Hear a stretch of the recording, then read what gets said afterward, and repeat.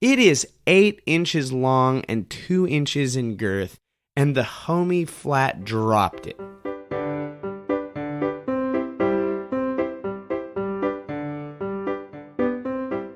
Welcome back to Privy. Privy is a podcast about toilets and bathrooms recorded here right now from my home bathroom. I'm on the toilet right now. Not a lot of bathroom mishaps and things this week. I do have a pretty sweet story coming up for you guys, but I think I need to wait until a little time passes before I share it. But teaser for a fun one in the future. Farted at the gym. What can you say? Yeah. Nothing gives off strong don't talk to me at the gym vibes, like tooting when you're sitting up. Yeah. This week on Privy, we're just going to, some weeks you just got to dive right into it. And this is one of those weeks. This week on Privy, we're tapping into our how to train your dragon sense of things. Leif Erikson. You can't think of Leif Erikson without thinking of SpongeBob and Leif Erikson Day. You just can't do it. Those big freaking meatballs they served at the Montana State Fair. The Oregon State Fair is in full swing right now. I do not believe I am going to have what I will call an opportunity to attend. And if you want to talk about the post-bathroom landscape and food, man, look no further than the State Fair. That'll mess your bathrooming up. But they used to serve these big freaking meatballs at the Montana State Fair, and they called them these Vikings. I never had one, but it was essentially a giant, deep-fat fried meatball on a stick. It was grotesque looking. It was the size of a softball and just a big ball of meat. Meatball.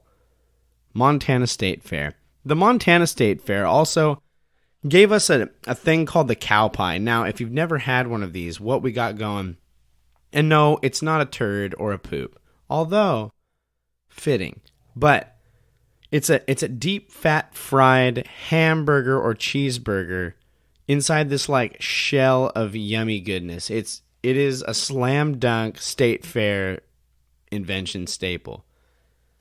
But this week on Privy, we're talking Vikings. Man, How to Train Your Dragon's a good movie. First one. Second one's okay. First one's defo really good. When we start talking about Vikings, what people call the Viking period of history is actually relatively kind of short. It lasted between 800 and 1150 AD, so just 350 short years, which, now that I come to think of it, is technically longer than we, the United States of America, have been a country. But, I think a lot of times people think of the Vikings as this thing that was around for a long time, but there's a short period. In this period of time, it is estimated that about 200,000 Scandinavians, and so Scandinavia is where Vikings hail from, and that over 200,000 of them left this area, part of the world, to go and settle and, as we're going to see here in a little bit, conquer other areas of the world. These other areas include Canada, Greenland, which is icy, and Iceland, which is green. Ireland, we're not going to go there. And England and other areas of the British Isles. The word Viking actually comes from an old Norse word that kind of is used to describe what is going to be kind of like a pirate raid. Really, at the end of the day, I want you to think, when you think of Vikings, I want you to think less of Hiccup and his gang and more of Jack Sparrow. Not that Jack Sparrow was a Viking, but in the way that Jack Sparrow was a pirate, the Vikings were in many ways kind of pirate-like people. But instead of it's like Jack Sparrow, but thicker and more furry, maybe covered in fur, and probably is actually a threat.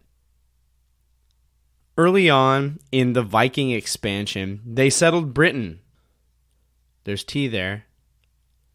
They settled Britain, where their descendants likely still probably live today. There's probably folks who can trace their lineage back to the Vikings, probably over here in the States as well, because as we all know, we defected. But the first recorded The first recorded Viking raid in Britain was in 793 AD. This raid was on a church, and the church was sacked. And this was actually a pretty common thing. The Vikings had a knack for going for churches and monasteries, not really due to any sort of religious like squabbling, like they did not believe in the same gods, but it was more because of the tithes and offerings that would be in these places, as well as the religious riches and artifacts and different pieces of religious culture that were prominent in the churches this time. Those would be taken for profit. And they would move in, and as they did, they would begin to settle these areas. Vikings often raided in the winter when it was cold. Normally when you attack your enemy, you want to attack when it's warm, so that way the travel goes easier, all those things. But Vikings would regularly raid in the winter, not only when it was cold and maybe difficult for them, but it was not the time of year where most people were as on guard. So, I don't know. It's interesting. And they likely raided this part of the world at this time because this part of the world, this British area of the world at the time, was fractured and divided. It had these warring clans, and it wasn't as unified. And so coming in and wreaking havoc on that situation was very easy. There's also, within this Viking culture, as they begin to move in, there's found to be this extreme clan loyalty amongst the Vikings. So, to get a picture of why, Norway is home to these vast mountain terrains, as well as these streams or fjords, DiGiorno, fjords. It's a tough one. Also, shout out to the board game nerds listening. Feast of Odin, haven't played it, but it looks like a very dope Viking game, just saying. Maybe not Viking. I don't know nothing about nothing. But Norway is split up into this divided areas. And so these clans and small segments of the country would divide and unify. And at one point, early in the Viking Age, it is estimated that Norway had about 30 different individual Viking kingdoms in Norway before they began to expand. But the question then remains, so if there's these clan loyalties and they begin to expand, why? Why did they begin to expand? You really got to get some H on that why. You know what I'm saying? You just got to get H all over that why. Why?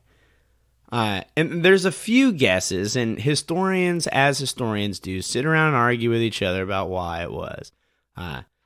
Overpopulation, this one's probably not, they say. I don't know.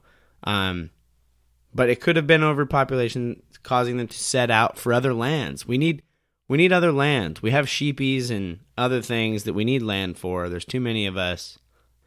Likely also expanding technology, using new technology of metalworking, as well as, and this one's really bad, and I would just remind you, as often happens when you talk about things of antiquity, the rights of certain groups of people were not the highest concern in many times and in many ways. And so one of the reasons that they believed they began to expand and go forth was to get a, quote, new supply of women to bear children. They had some cultural and religious beliefs that, anyway, led to there being fewer women alive to bear children. It's sad. It sucks. And yeah, this was like the solution to that. Just don't harm the ones that you already have. Not my culture, not my thing. Here we go. They settled England. They moved into England, and they set up in what is now York, England, around 866 AD. This charge into England and this settling of York was led and started by Eric Bloodaxe. Now, I got to tell you real quick, Eric Bloodaxe is probably the most metal and the most Dungeons and Dragons name someone could possibly find comboed together. Often you don't think of metal rock and roll music and Dungeons and Dragons paired so well. But I'll tell you what, Eric Bloodaxe is getting the job done with that one. He is comboing this fish so nicely. While the Vikings shaped England as they moved into the region, England also shaped many of the Vikings who settled there. Some Vikings converted to Christianity. Some took on the monarchy of England. One such example is King Canute, who really did seek some semblance of peace in the region between Anglo-Saxons and Normans. Normans being those Vikings folks. Struggles would continue, and though there were a number of attempts to place a Scandinavian king in power, they were ultimately routed by the end of the 1000s. I don't know how to say that. Many Vikings remained and still lived in the area, and up until this time, honestly, like when you think of Vikings and how they deal with some of their endeavors, like it's not great. It's very violent, very conquesty, very kill and pillage, those type things. And I'm sure that maybe it wasn't all like that, but that is the stereotype, and that is what is propagated. It honestly feels like you're watching some weird documentary, like modern day rich overlord just moving in and giving the real screws to the little guy. Except for this time, the little guy is Europe, Canada, and parts of the U.S. So they traveled much of the known world at the time and a bunch of the unknown world. This is still like the Earth is flat. We can sail off the edge, and the Vikings are like, to the edge I go. They're remembered for being mercenaries. They expanded to new regions through warfare. The Vikings are known as ruthless warriors, fearless seamen, men at sea, and skilled carpenters and boat builders. And this is where we get to the rub. More importantly to Privy, and possibly more importantly to you, the great listeners of this ridiculous venture, the Vikings are known to have produced what is being called the biggest human turd from historical record. The biggest human turd from historical record. Archaeologists in the 1970s uncovered a large piece of human excrement under where now stands the Lloyd's Bank in York, England. The York Archaeological Trust found the big turd, and this big turd is now on display in the Jorvik Viking Center. Now, probably got Jorvik wrong. Don't know. But so when all those Vikings come rolling in about 1,000 years ago, some of them set up camp and shop and settlement in this area and settlement of Jorvik. And I believe, I'm not a linguist, but I would argue, like, you can see that Jorvik is probably some early derivative of where we get the name York. Like, you can see it. When you see them written next to each other, especially if the J is making a Y sound, York, it's just there. But then you have you have the U.S. comes along, and we've got New York. And then you have this guy who just can't not make the joke. You know the guy. He's like, well, if that's New York, where's Old York? And then they just dad laugh themselves just into oblivion. Old York is in England, Grandpa. Like, and it's where at some point a Viking took the fattest deuce history has to offer. The turd, to give you, now that I've told you it's big, is 8 inches in length. And you might hear that and go, well, shoot, that's not even as long as my shoe. Like, I have for sure produced a poop as long as my shoe. The real rub is in what I'm going to call the girth. The girth, or the width, is about 2 inches wide in diameter. Now, if you, like me, are often bad in your brain of conceiving about how many inches something is, 2 inches in diameter is bigger than you think. It's pretty good size around. The official name of this log is a coprolite, which is this term for a desiccated or dehydrated leaving. Now, it's literally turd jerky. And I imagine the log would have been even bigger than its 8-inch long, 2-inch girth when wet. I bet. Wet, I bet. The bodacious log was studied. You know what? First thing I think when I see a turd the size of 2 to 3 pop cans stacked on top of one another is, by golly, I need to study that for science. I should really get up in there and run scientific study on it. In an analysis of the deuce, they've concluded that whoever produced this bad boy ate meat and bread. Now, here's what I'll say. No joke. Like, so do I. Do you know what I'm saying? And the point is like, oh, they probably didn't have access to as many vegetables.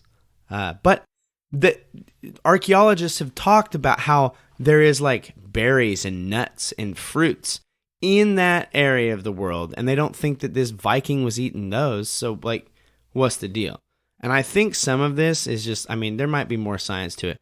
But I think there's this assumption that when you stare at a big turd, you're like, a person who consumes animal products defo produced that turd from their body. And they probably ain't wrong, you know what I'm saying? But they found out a lot more than just what this fellow or lady person, I'm not going to limit it, but they found out a lot about what this person ate. What Timon and Pumbaa chalked up to being good protein, those worms were all up inside these Vikings. Inside this turd, they found fossilized or like preserved parasitic eggs, which scientists say means intestinal worms.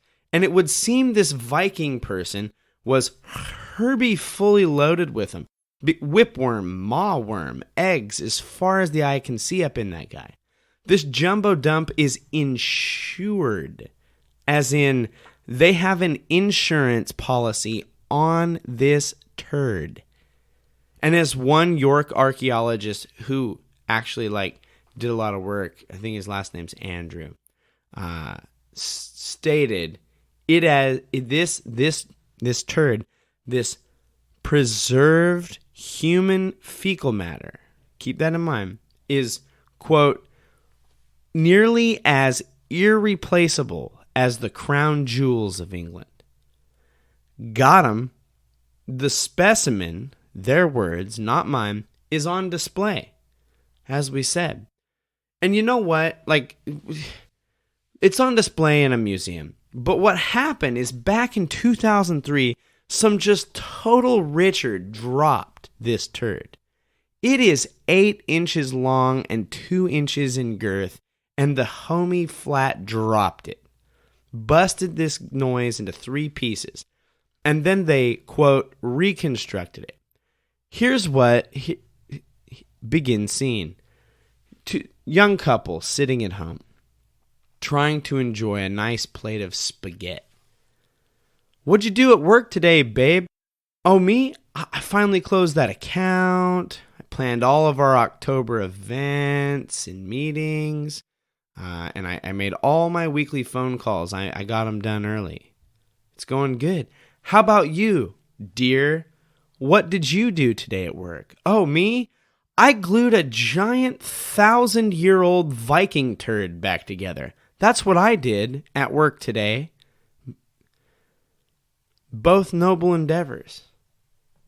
The log is quite a sight to see. Hit up that social media and it'll be all over there.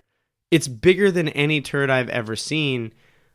And I've seen some big boys in my day. And by that I mean I've defo seen turds that are longer than this guy. And this brings us to a special segment of Hunter's Anecdotes to keep you afloat.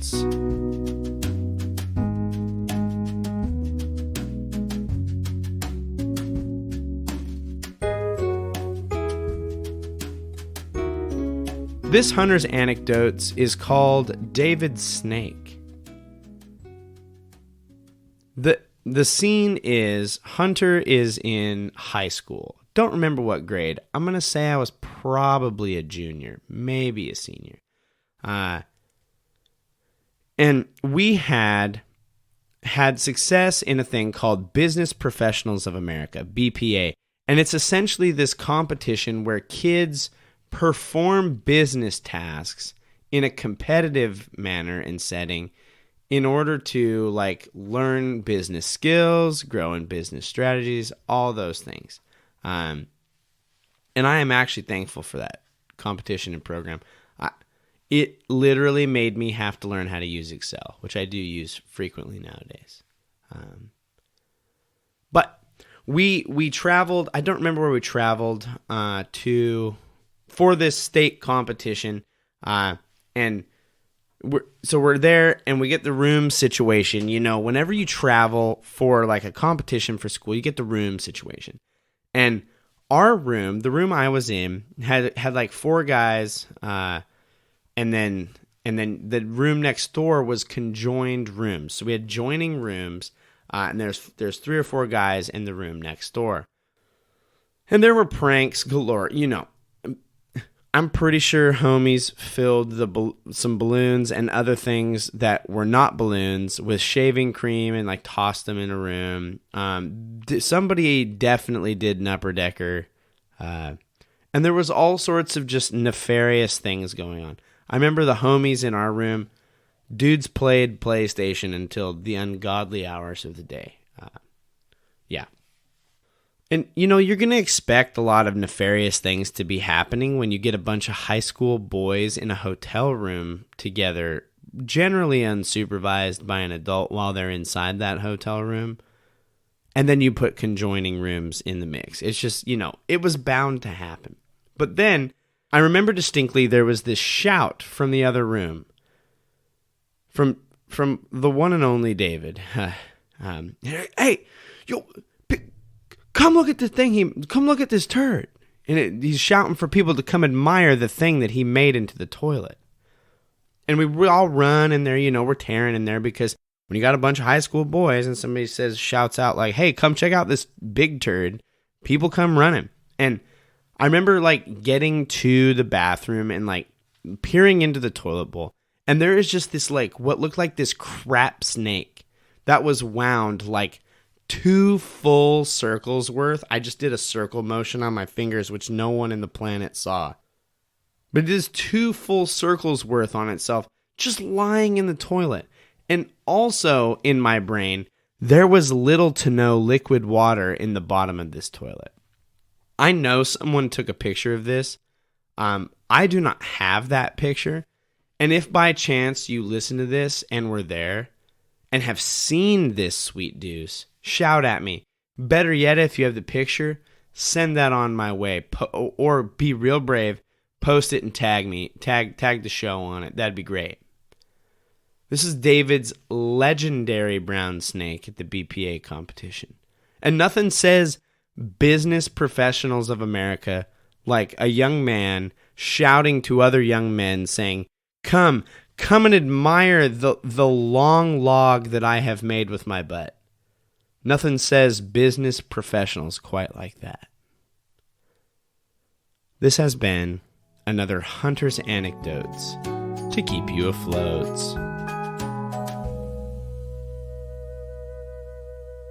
And this draws us to the end of yet another episode of Privy.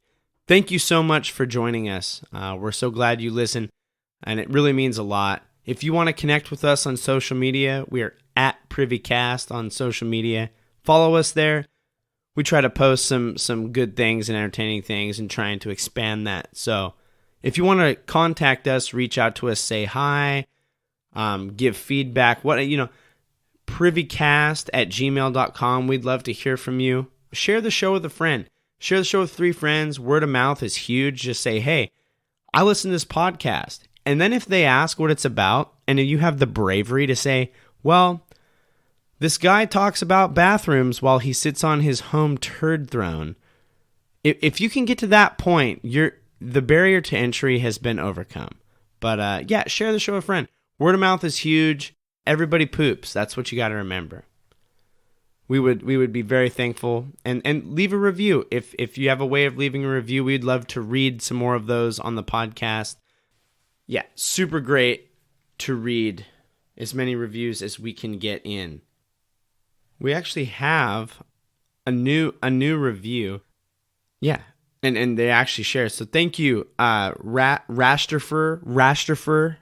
Thank you for leaving a review. They said, such a funny pod. Hey, thank you. Sometimes it seems strange, but here we are. He says, I think about politics or goals when I'm in the toilet. Hey, you know what? I do my best to never, ever think about politics, ever. But if there was a place to ever think about politics, the bathroom is definitely one. Thank you for the review. And if you would like to leave a review for the show, we would love to read it and share it with others. Do that wherever your podcatcher allows you. As always, we'd like to thank Kevin MacLeod for the use of Barroom Ballet as our intro and outro music. You can find Kevin's music at incompetech.org, and he's licensed under Creative Commons License Attribution 4.0. Thanks, Kevin. We'd also like to thank Podington Bear for the use of All the Colors in the World as the Hunter's Anecdotes intro and outro music. You can find Podington Bear's music at poddingtonbear.com. Thanks, Podington. This has been another episode of Privy. Thank you so much for joining us. And now, as always, don't forget to flush.